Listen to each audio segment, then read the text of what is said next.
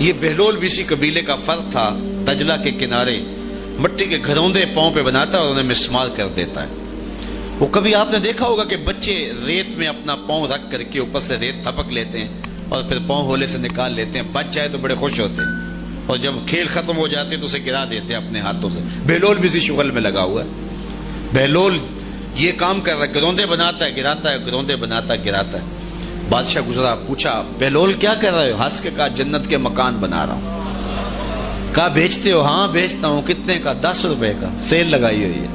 بادشاہ مسکرا کے گزر گیا، دیوانہ ہے، مجنوں ہے، اپنی موج میں لگا ہے۔ پیچھے سے ملکہ زبیدہ بھی آ رہی تھی، اس نے بھی دیکھا، کہا بہلول کیا کر رہے ہو؟ کہا جنت کے مکان بنا رہا ہوں۔ کہا بیچتے ہو؟ ہاں 10 روپے کا بیچتا ہوں۔ 10 روپے بادشاہوں کے لیے کیا ہوتے ہیں؟ 10 درم نکالے، اس کو دیا، اس نے دریائے دجلہ میں پھینک دیا۔ فقیر اتنی دیر تک فقیر نہیں بنتا، داتا صاحب فرماتے جب تک مٹی کا ڈھیلا اور سونے کی ڈلی اس کی نظر میں برابر نہیں ہو جاتا۔ اور ایک مکان کے گرد، ایک وہ گھروندے کے گرد دائرہ لگایا، کہا یہ تیرا ہوا۔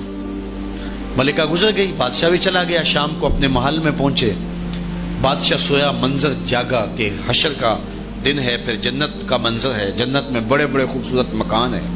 ایک مکان تو بڑا ہی اچھا لگا، تو جی چاہا کہ اس مکان کو دیکھوں۔ تو جب قریب گیا تو دروازے پہ لکھا تھا ملکہ زبیدہ۔ شوق سے آگے بڑھا تو دربان نے روک دیا، کہا یہ ملکہ کا ہے؟ کہا وہ میری ہی ملکہ ہے۔ کہا دنیا کے ضابطے اور ہیں، آخرت کے ضابطے اور ہیں۔ بادشاہ کی آنکھ کھل گئی، بے چین ہو گیا، ملکہ کو بیدار کیا، کہا تو کون سا نیک عمل کیا ہے؟ میں نے جنت میں تیرا یوں محل دیکھا۔ ملکہ کہنے لگی وہی معمول کی نمازیں، وہی سب کچھ، کوئی نیا کام تو میں نے کیا نہیں۔ ہاں یاد آیا، کل گزر رہی تھی، دجلہ کا کنارہ تھا، وہ جسے لوگ مجذوب کہتے ہیں، وہ جو دیوانہ کہلاتا ہے، وہ بہلول، وہ جنت کے محل کہتا تھا، وہ بنا رہا تھا۔ میں نے کہا چلو کوئی بات نہیں، فقیر ہے، 10 روپے کیا ہوتے ہیں؟ تو میں نے 10 روپے کا ایک محل خریدا تھا۔ بادشاہ سر پکڑ کے بیٹھ گیا، وہ تو مجھے بھی کہتا تھا۔ میں دیوانے کی بات سمجھ کے گزر گیا۔ اگلے دن بادشاہ قصدن گزرا۔ جب قصدن گزرا نا تو دل دھڑک رہا تھا کہ کہیں مجذوب پھر آج مل جائے اور اسی موج میں ہو تو کام بن جائے۔ دیکھا تو بہلول وہاں بیٹھا ہوا ہے، آگے بڑھ کے دیکھا تو کام بھی وہی۔ بادشاہ پھر رک گیا، پوچھا بہلول کیا کر رہے ہو؟ اب دل دھڑک رہا تھا کہ مجذوب ہے، کوئی اور بات کہہ دے تو چلو اچھا ہو کہ وہی جواب دے دے۔ اس نے وہی جواب دیا، جنت کے محل بنا رہا ہوں۔ بادشاہ کا کچھ دل ٹھہرا، پھر کہا اچھا بیچتے بھی ہو؟ ہاں ہاں بیچنے کے لیے بنا رہا ہوں۔